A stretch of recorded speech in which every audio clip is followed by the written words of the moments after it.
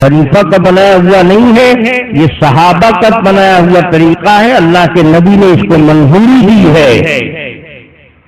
یہ ایک سلام پھیرا میں نے ان کی طرف، لیکن دوسرا سلام سنو، یہ بہت ڈینجر اور بہت خطرناک ہے۔ یوسف رضا کیا احمد رضا اڑ جائیں گے، پوری رضا خانیت مسمار ہو جائے گی۔ حضرت ماریہ قبطیہ وہ باندھی ہے کہ مقوقش جو اسکندریہ کا بادشاہ تھا، اس نے تحفے میں اس لونڈی کو جناب رسول اللہ صلی اللہ علیہ وسلم کے پاس بھیج دیا تھا، دے دیا تھا ہدیۃً، اور انہی سے حضرت ابراہیم پیدا ہوئے تھے جو حضور کے صاحبزادے، جن کا انتقال سن 8 ہجری میں ہوا۔ تو یہ ام ولد ابراہیم کے پیدائش کے بعد ہی نہ بنیں گی، تو بالکل حضور کے آخری زمانے کی یہ حدیث ہے۔ یہاں پر خان صاحب کا پیترا بھی نہیں چلے گا کہ حضور کو آہستہ آہستہ علم غیب دیا گیا تھا، یہ تو بالکل حضور کے آخری حیات کے زمانے کی حدیث ہے۔ حضرت علی نے قتل نہیں کیا، تو اس صحیح حدیث کے معارض موجود تھی دلیل، وہ مشاہدہ۔ حضور فرماتے ہیں اذهب واضرب له، جا کے گردن مارو۔ یہ حدیث صحیح تھی حضرت علی کے پاس، لیکن آنکھ اس کے معارض، مشاہدہ اس کے معارض ہے۔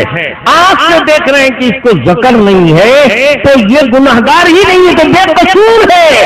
بے قصور کو ماننا، مار دینا، قتل کرنا بذات خود گناہ و قصور ہے۔ تو اگر اس صحیح حدیث پر عمل کرتے ہیں تو گناہگار ہو جائیں گے۔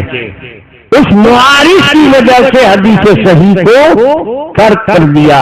جہاں جہاں ائمہ مجتہدین کسی حدیث صحیح کو ترک کرتے ہیں تو ان کے پاس معارض ہوتا ہے، اس کے خلاف بھی کوئی دلیل ہوتی ہے، یا تو اس کے خلاف کوئی اور حدیث ہے، یا اس کے خلاف صحابہ کا فتویٰ ہے، یا اس کے خلاف کوئی شریع عقلی بات ہے، یا اس کے خلاف مشاہدہ ہے۔ یہاں معارض مشاہدہ تھا، اس لیے صحیح حدیث پر حضرت علی نے عمل نہیں کیا۔ اب حضرت علی نے دیکھا کہ یہ تو بے ذکر آدمی ہے، زنا کیسے کرے گا، زنا تو کیا نہیں اس نے، اب میں اگر اس کو مار دوں تو غیر مجرم کو مارنا، بے گناہ کو مارنا یہ گناہ کی بات ہے، اس لیے روک لیا ہاتھ۔ فکف علی عنہ، حضرت علی رک گئے، اور رکے ہی صرف نہیں، چھوڑ دیا اس کو بس اتنا ہی نہیں، ثم اتى النبی صلی اللہ علیہ وسلم، دوڑے دوڑے حضور کے پاس آئے، آ کر کہا کہ یا رسول اللہ، آپ نے کہا تھا کہ اس کی گردن مار دو، میں اس کے پاس گیا، وہ کنویں میں چھپا ہوا تھا، میں نے اس کو نکالا، اس نکالنے میں جھینگا مستی جو ہوئی تو اس کی لنگی کھل گئی، میں نے باہر کھینچا تو میں نے دیکھ لیا کہ اس کو تو ذکر نہیں ہے، یہ تو بے ذکر کا آدمی ہے، تو اس نے کیسے زنا کیا، یہ تو زانی نہیں ہے، زناکار نہیں ہے، غیر مجرم ہے، بے گناہ ہے، اس لیے میں نے اس کو قتل نہیں کیا۔ آ کر حضور سے کہا یا رسول اللہ انہو لمجبوب ما لہ ذکر، اللہ کے نبی وہ تو ذکر کرتا ہے، اس کے پاس تو مرد کا عضو بھی نہیں ہے۔ تو حضور کو بھی آ کے بتا دیا نا کہ میں نے آپ کی حدیث صحیح پر عمل نہیں کیا، اس لیے کہ میرے پاس مشاہدہ دلیل ہے، اس دلیل کی وجہ سے ہم نے نہیں عمل کیا۔ اللہ کے نبی نے حضرت علی سے نہیں کہا کہ تم نے میرے حکم پر عمل نہیں کیا، اس کو نہیں مارا تو ہم تم کو مار دیتے ہیں، تم نے کیوں نہیں مارا؟ خاموشی سے حضرت علی کے طریقے کو آپ نے سپورٹ دیا، تو یہ قاعدہ رسول پاک صلی اللہ علیہ وسلم سے منظور شدہ ہے۔ یہ حدیث کی ایک ہی کتاب میں، صرف مسلم میں نہیں ہے، یہ امام احمد بن حنبل کی مسند میں بھی ہے۔ وہاں پر بڑا عجیب و غریب ایک لفظ ہے، وہ ہے اصل سننے کے لائق۔ راوی کہتا ہے یری الشاہد ما لا یری الغائب، حضرت علی نے اس کو اس لیے نہیں مارا کہ شاہد اسپورٹ پر جو حاضر موجود ہے وہ ایسی چیز دیکھتا ہے کہ لا یری الغائب، جو اسپورٹ سے غائب ہے وہ نہیں دیکھتا ہے۔ راوی نے بتا دیا کہ حضور تو وہاں اسپورٹ پر حاضر نہیں تھے جہاں دھینگا مستی ہو رہی تھی، کنویں سے نکال رہے تھے حضرت علی، وہاں پر حضور موجود تھے؟ حضور نہیں تھے، حضرت علی تھے۔ شطر اس کا کھلا تھا کنویں سے نکالنے کے ٹائم میں، تو اسپورٹ پر جو حاضر تھے حضرت علی وہ دیکھ رہے تھے اس کا شطر، اللہ کے نبی وہاں حاضر نہیں تھے تو حضرت حضور پاک صلی اللہ علیہ وسلم نے اس کا شطر دیکھا تھا، یہ دیکھا تھا کہ اس کو ذکر نہیں ہے، یہ بے ذکر ہے، تو اللہ کے نبی وہاں پر وہ چیز نہیں دیکھ پائے، کیوں؟ اس لیے کہ آپ وہاں سے غائب تھے۔ یر الشاہد ما لا یر الغائب، اسپورٹ پر حاضر دیکھتا ہے ایسی چیز جو اسپورٹ سے غائب نہیں دیکھتا ہے۔ حضرت علی نے دیکھا تھا، شطر کھل گیا تھا، اس کا شطر دیکھا کہ اس کو ذکر نہیں ہے، اور اللہ کے نبی نے حکم دیا قتل کرنے کا، اس لیے کہ شطر نہیں دیکھا تھا، آپ غائب تھے، آپ نے اس کا شطر نہیں دیکھا تھا، سب لوگ کہہ رہے تھے، اس لیے آپ نے یہ سمجھا کہ یہ ذکر والا ہے، زنا کر سکتا ہے، سب لوگ کہہ رہے ہیں زناکار ہے تو یقیناً زناکار ہے، تو نبی نے یہ حکم دیا تھا، بے گناہی اس کی نبی کے علم میں نہیں تھی، کیونکہ شطر اس کا اللہ کے نبی نے نہیں دیکھا تھا۔ یہاں سے معلوم ہوا کہ نبی کو ہر پوشیدہ چیز کا غیب کا علم نہیں ہوتا ہے، اور یہاں سے معلوم ہوتا ہے کہ نبی ہر جگہ حاضر موجود نہیں ہوتا ہے، غائب بتا رہا ہے راوی، حضرت علی فرما رہے ہیں نبی غائب تھے وہاں جہاں ہم اس کا دھینگا مستی میں شطر دیکھ رہے تھے، نبی نہیں دیکھ رہے تھے۔ صحابہ اللہ کے نبی کو ہر جگہ حاضر ناظر نہیں مانتے تھے، ہم علماء دیوبند نہیں مانتے ہیں، حدیث بتا رہی ہے علم غیب اللہ کے نبی کو نہیں تھا، ہم نہیں مانتے۔ نبی کو علم غیب ماننے کا مطلب ہوگا کہ نبی جانتے تھے کہ یہ شخص بے قصور ہے، بے ذکر والا ہے، اب پھر بھی نبی نے حکم دے دیا کہ قتل کر دو، تو نبی وہی ہوتا ہے جو بے گناہوں کو مروایا کرتا ہے، بے قصوروں پر ظلم کرتا ہے۔ بتاؤ تمہارے عقیدے کے مطابق نبی کی عصمت باقی رہی؟ تم نے نبی کو عام لوگوں نے شامل کر دیا، بے عصمت، نبی کی عصمت سلامت نہیں رہتی ہے اس عقیدے سے۔ تو جو عقیدہ نبی کی عصمت کو پامال کرنے والا ہو، نبی کو مجرم بنانے والا ہو، وہ عقیدہ علماء دیوبند کبھی قبول کریں گے؟ اب تم یہ مت دکھانا، وہ مت دکھانا، علماء دیوبند کا دیوار کے پیچھے، ارے چوغت کا نادی، تمہارا خان صاحب تو کہتا ہے کمرے کے اندر کا علم نبی کو نہیں ہوتا ہے، دیوار تو بڑی بات۔ نکالیے خان صاحب کا الملفوظ، آخری کڑی سنا دے رہا ہوں آپ کو، کیونکہ بہت تفصیل میں نے عرض کیا تھا اس حدیث میں، بہت تفصیل سے گفتگو نہیں کروں گا۔ کتے کا رواں پاک ہے، نکالیے۔ خان صاحب کی جو میں خدمت کرتا ہوں پورے چینل سے کرتا ہوں، دنیا میں کوئی خادم ان کا اتنا اچھا نہیں ملے گا۔ یہ بکرات کے نادی کو دیکھیے کہاں ہے، دیکھیے یہ کتاب میرے ہاتھ میں ہے، الملفوظ، ملفوظات اعلیٰ حضرت، 4 حصوں میں یہ کتاب چھپی ہوئی ہے۔ یہ کتاب جو میرے ہاتھ میں ہے الملفوظ، یہ قادری کتاب گھر نزد 9 محلہ مسجد بریلی شریف سے چھپی ہوئی ہے۔ اعلیٰ حضرت کے صاحبزادے مولانا عبد المصطفیٰ صاحب اس کے مرتب ہیں۔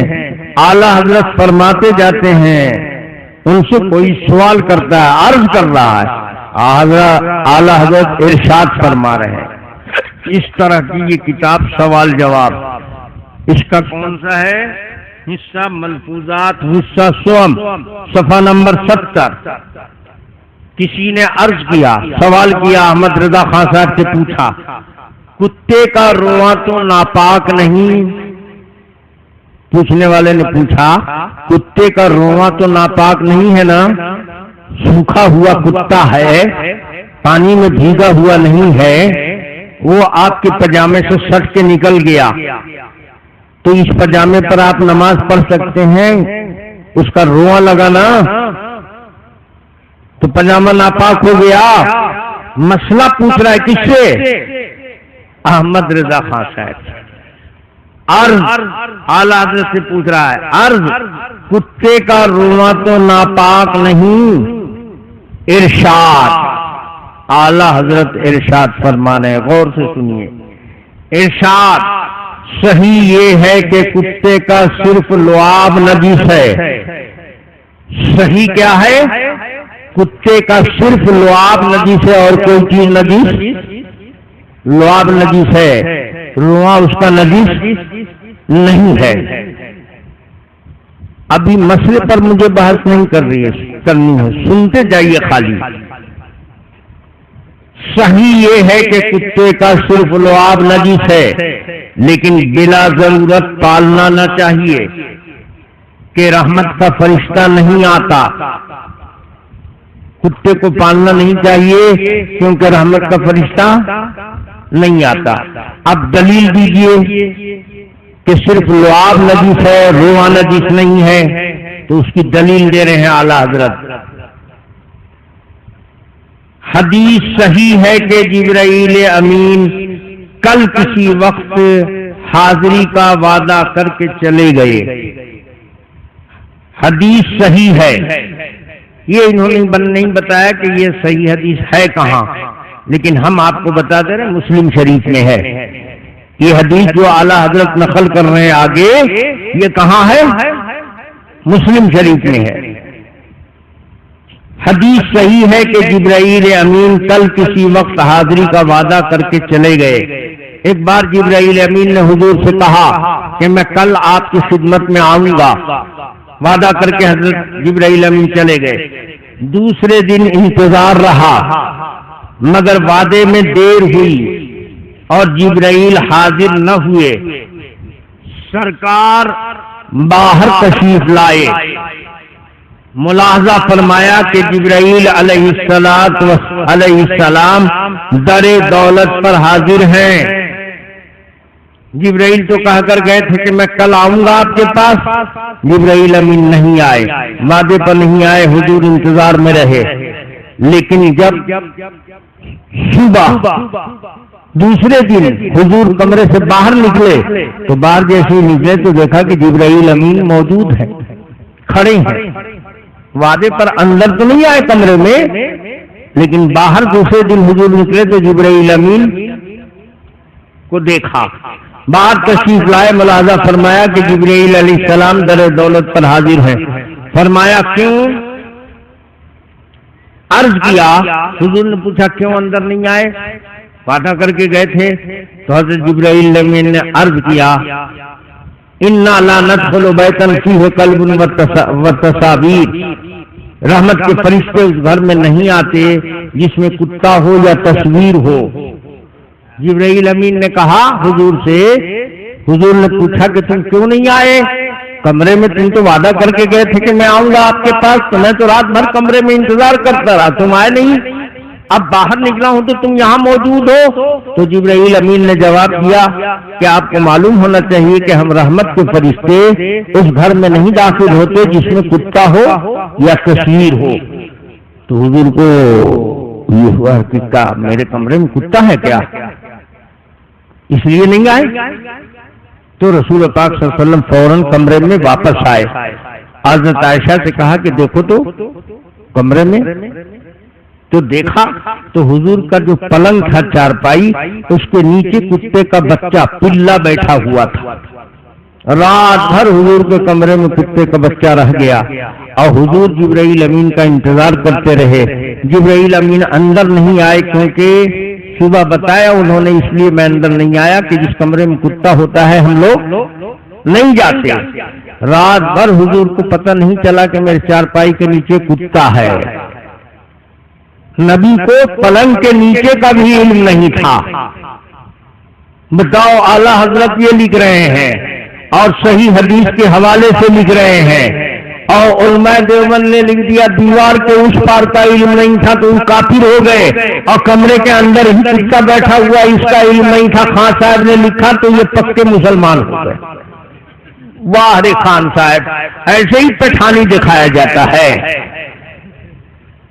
تمہارا عقیدہ تو یہ ہے کہ پلنگ کے نیچے رات بھر کتا رہا، نبی کو پتہ نہیں چلا، باہر صبح نکلے جبرائیل امین نے بتایا، تب آپ کو پتہ چلا کہ کمرے میں کتا تو نہیں ہے، آگے دیکھا تو واقعی چلہ بیٹھا ہوا ہے۔ جی اوہو، بہت زیادہ وقت ہو گیا میرے بھائیوں۔ اندر تشریف لائے، سب طرف تلاش کیا، کچھ نہ تھا۔ پلنگ کے نیچے کتے کا پلہ نکلا، اسے نکالا تو حاضر ہوئے۔ جب اس کتے کے بچے کو باہر نکالا تو حاضر ہوئے۔ بتاؤ اعلیٰ حضرت کہہ رہے ہیں پلنگ کے نیچے کتا رہا، رات بھر نبی کو پتہ نہیں چلا، صبح باہر نکلے جبرائیل امین نے بتایا تو اب نبی کو معلوم ہوا۔ تو رات بھر تو علم غیب نہیں تھا، جانتے ہوئے کتا گھر کے اندر اللہ کے نبی نے رکھا۔ ہم کہتے نہیں، نبی نہیں جانتے تھے، اس لیے نبی پر کوئی قصور اور کوئی گناہ نہیں عائد ہوتا۔ وہ کہنا چاہتے ہیں نبی قصوروار گناہگار ہوتا ہے، جانتا ہے کہ کتا ہے اور پھر بھی کمرے میں رات بھر رکھا تو نبی ان کے ہاں گناہگار ہوتا ہے۔ بتاؤ ایسا عقیدہ علماء دیوبند کبھی تسلیم کرنے والے ہیں؟ میرے بھائیوں، میرے بزرگوں، وقت بہت زیادہ ہو گیا۔ اب ہمارا حال تو یہ ہے کہ جب بیٹھ گیا چلا تو بریک لیتے لیتے بھی کئی کلومیٹر چلا جاتا، اس لیے بات ادھوری رہ گئی۔ پھر ملیں گے اگر خدا لایا، یار زندہ صحبت باقی، وآخر دعوانا ان الحمدللہ رب العالمین۔ درود پاک پڑھ لیجئے، دعا فرما کر یہاں سے تشریف لے جائیے۔ درود پاک پڑھیے۔ اللہم صلی وسلم علی سیدنا وعلی آل سیدنا و مولانا محمد وبارک وسلم صلاۃ تنجینا بها من جميع الاحوال والآفات وتطهرنا بها من جميع السیئات وتبلغنا بها اقصى الغایات وترفع لنا بها عندك اعلى الدرجات وتقضي لنا بها جميع الحاجات من جميع الخيرات في الحياة وبعد الممات انك على كل شيء قدیر۔ یا اکرم الاکرمین، تمام حاضرین کے ساتھ کرم کا معاملہ فرمائیے۔ یا ارحم الراحمین، ہمارے حال پر رحم فرمائیے۔ اے پروردگار عالم، ہم آپ کے بہت گنہگار بندے ہیں۔ اے اللہ، ہم اقرار کرتے ہیں دن کے اجالے میں بھی آپ کی نافرمانیاں کی ہیں، رات کی تنہائیوں تاریکیوں میں بھی آپ کے حکم کو توڑا ہے۔ اے اللہ، ہمارے پاس نیکیاں نہیں ہیں، اگر کچھ ٹوٹے پھوٹے اعمال بھی ہیں تو ان میں ہماری کمزوری شامل ہو گئی ہے۔ ہم کمزور ہیں تو ہماری نیکیاں بھی کمزور ہوں گی، ہم عیب والے ہیں تو ہمارے عمل میں بھی کوئی نہ کوئی عیب ہوگا۔ اے اللہ، ان عیب والی نیکیوں کو پیش کر کے ان کا اجر مانتے ہوئے بھی شرم آ رہی ہے۔ ہم اپنی نیکیوں کا اجر آپ سے نہیں مانتے، ہم تو آپ سے آپ کا فضل مانتے ہیں، آپ سے آپ کا کرم مانتے ہیں۔ اللہ، کرم کا معاملہ فرمائیے، تمام حاضرین کو مغفرت کا پروانہ عطا فرمائیے۔ اے اللہ، ہماری خطاؤں سے درگزر فرمائیے۔ اے اللہ، ہماری حاجتوں کو آپ ہم سے بہتر جانتے ہیں، ہم تو صرف اتنا جانتے ہیں کہ آپ ہی ہماری حاجت پوری فرمائیں گے۔ اے اللہ، تمام حاضرین کی مشکلوں کو آسان فرمائیے۔ یا ارحم الراحمین، تمام ایمان والوں پر رحم فرمائیے۔ اے اللہ، حاضرین کو بھی بخش دیجیے اور غائبین کو بھی محروم نہ فرمائیے۔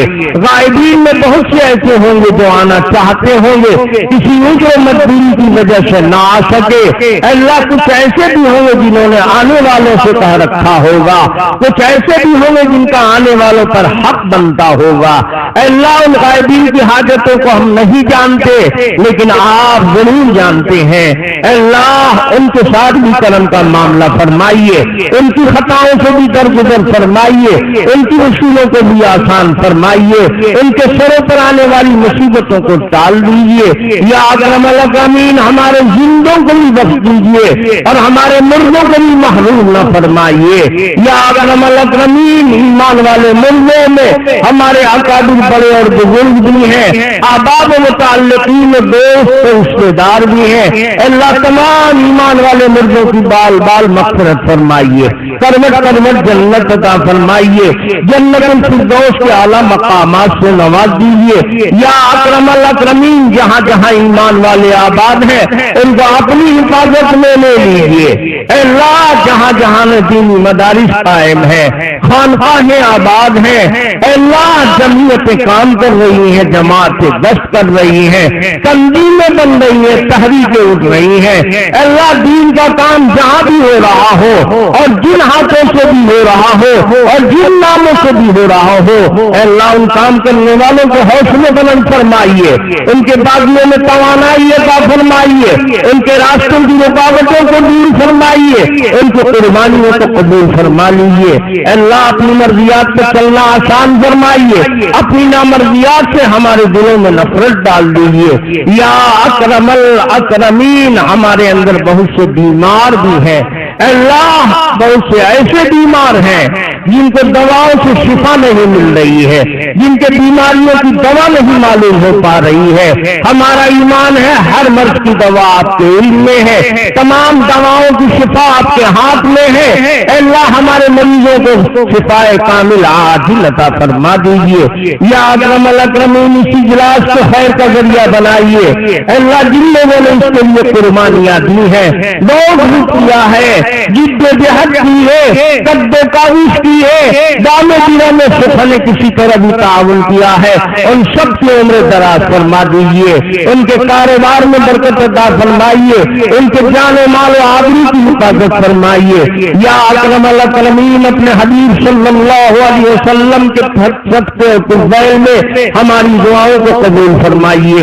وصلی اللہ تعالی علی خیر خلقہ محمد وآلہ وصحبہ وأہل بیتہ وازواجہ وذریاتہ اجمعین برحمتک یا ارحم الراحمین۔